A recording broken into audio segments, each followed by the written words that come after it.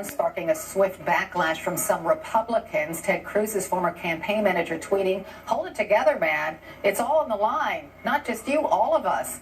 Trump critic, Arizona Senator Jeff Flake tweeted, Donald Trump saying that he might not accept election results is beyond the pale. So let's talk about this. I'm joined by Donald Trump supporter and former New York Lieutenant Governor Betsy McCoy, along with CNN political commentator and Hillary Clinton supporter Sally Kohn. Welcome to both of you. Well, first, let me just correct what was said here, because he did not say he would refuse to accept. That's a distortion. He said, wait and see. Wait and see. That's different from refusing. Let me point out that if Nixon had not automatically conceded to LBJ and Kennedy in 1960, despite large evidence of voter fraud in Texas and Illinois, now confirmed by historians, we would not be suffering with the President Nixon never said before the election ever took place that he would not accept the result. Doesn't matter what he said ahead of time. The fact is that this nation has been victimized by rampant election fraud in the past. And there's so much evidence of it this year. No, don't say it's not true. I'd like to cite the evidence. It's not. We have cited the evidence so many times on CNN. It's irresponsible and dangerous and reckless. There are facts and there are untruths. The Pew Foundation says 1 out of every 8 voter registrations is either a dead person, a duplicate, or an illegal voter.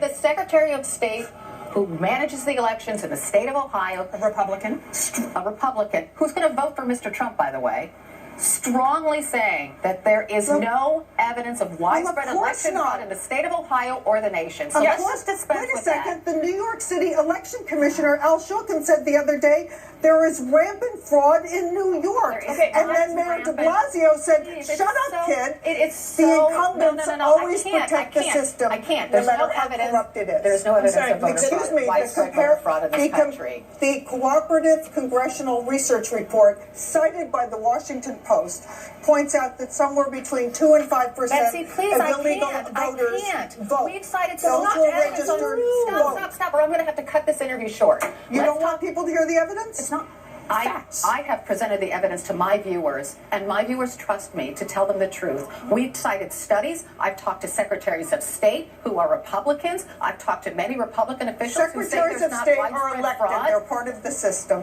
Okay, you know what? I'm sorry, but listen, this isn't okay anymore. I'm with the nasty woman in the pantsuit. This is horrible. You are threatening the integrity of our democratic process. No, I want to be honest. Excuse me, you are threatening, by the way, what makes this country great. We are not a country that transitions power through violence and threats and through the sort of behavior. But history, and I understand the value of a peaceful transition of power from one party to the next. But I don't understand why the Democratic Party repeatedly insists on defending fraudulent voter rolls. Because it's not happening.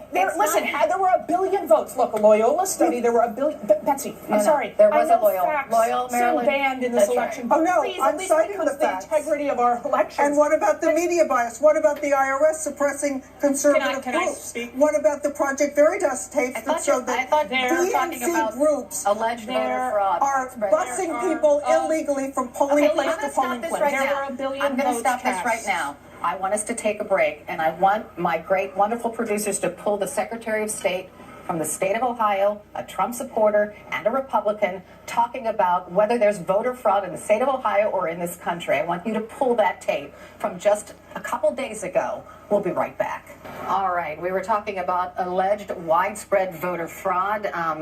There is no such thing, and I'm about to show you why. I spoke just a few days ago with the Secretary of State from the state of Ohio. His name is John Houston. He's a Republican. He's a Trump supporter. He's in charge of the electoral process in the state of Ohio. Here's what he told me just a few days ago. I can reassure Donald Trump I am in charge of elections in Ohio, and they're not going to be rigged. And our institutions, like our election system, is one of the bedrocks of American democracy. We should not question it or the legitimacy of it.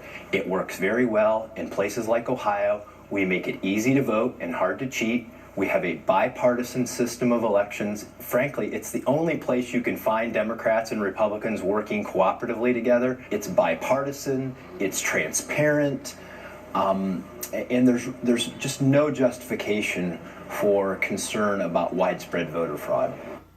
Okay, there you have it from a Republican.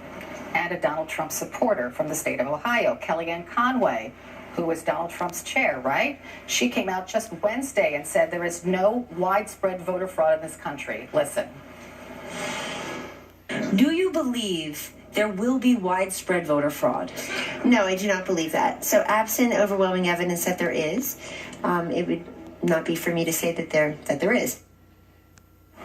All right, now I'm going to talk about the Pew report that you cited, Betsy, proving supposedly that there is voter fraud because 1.8 million deceased individuals are registered. Okay, so if you really look at that Pew report, the report did not allege the 1.8 million deceased people actually voted.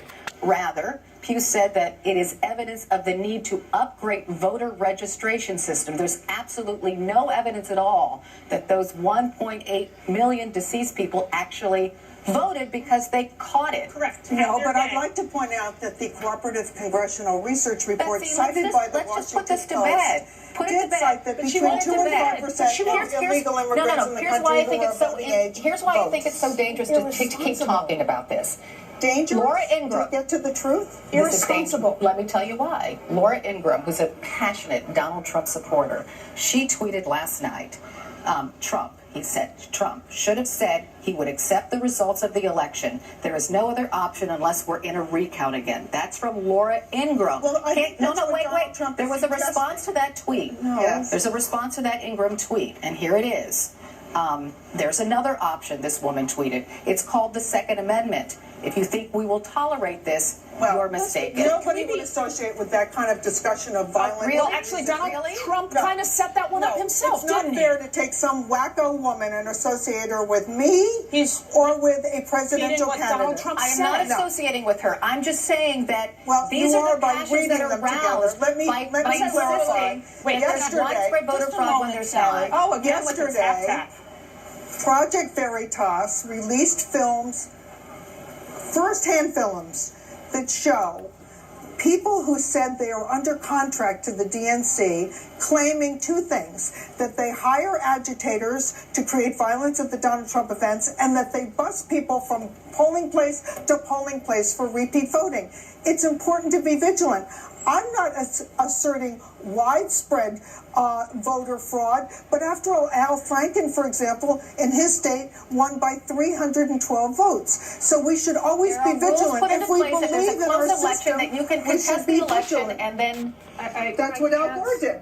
I'm sorry, but this is Sally, last word. is dangerously irresponsible, and everyone knows what Donald Trump is doing here. Because look, he undermined. Excuse me, I did give you your turn. Yes, he undermined President Obama's presidency in the first place, as did many Republicans, by suggesting he wasn't even an American citizen. He shouldn't be president. He questioned that long after the proof that he should have never had to provide it was proven. And now it's not enough for Donald Trump to just lose. He is losing. Let's be clear. If he loses, it is because of no one but himself, because of his complete lack of qualifications and lack of temperament to be president. want But it on his system. Betsy, he can't accept that he's losing. And so what is he going to do? He's going to try and take down our entire democracy with him and undermine faith in that democracy by the American people. Out of 1 billion votes cast between 2000 and 2014, there were 31 possible, not even proven, but possible examples of fraud, according to what Donald Trump has said. So I'm going to end this here. I'm sorry, but thanks this to is both of you. We all want Thanks it to on both the of you. system. Got to go to break. I'll be right back. Thank you.